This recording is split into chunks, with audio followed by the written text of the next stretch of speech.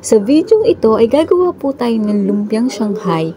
So ito pong recipe na to ay sarili ko pong recipe. Ngayon gusto nyo pong itry na pwedeng pang negosyo kasi ginagamit ko po ito pang benta, ay pwedeng nyo subukan dahil nakalimutan ko nga pong ipagiling yung carrots at yung sibuyas at kinchay. Kaya naman ginamitan ko siya nitong aking food processor or ng aking meat grinder na Drepor. So murang-mura lang yan.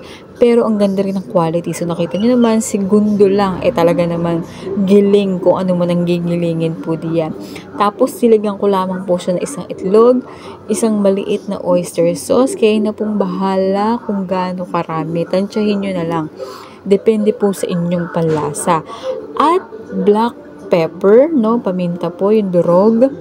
At pagkatapos po ay nilagyan ko siya ng seasoning granules, asin, so nilagay din po ako dyan ng asin, or fish sauce or patis. So pwede rin po yun. Pwede nyo rin po lagyan. So timplahin nyo na lang po, depende sa inyo. At harina, para lang po kumapit siya, no, mag-stick lalo, mag-bind siya lalo.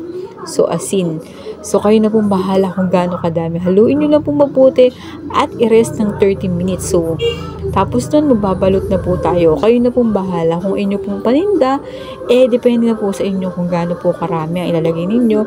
Basta't huwag nyo pong kalimutang mag-costing sa lahat ng inyo pong paninda. So, ganyan po ang ginagawa ko. At para mas maging crispy siya, ang sikreto po dyan, gupitin nyo sa gitna pagkabalot bago iprito. So, ayun na siya. At, ayan. So, happy cooking!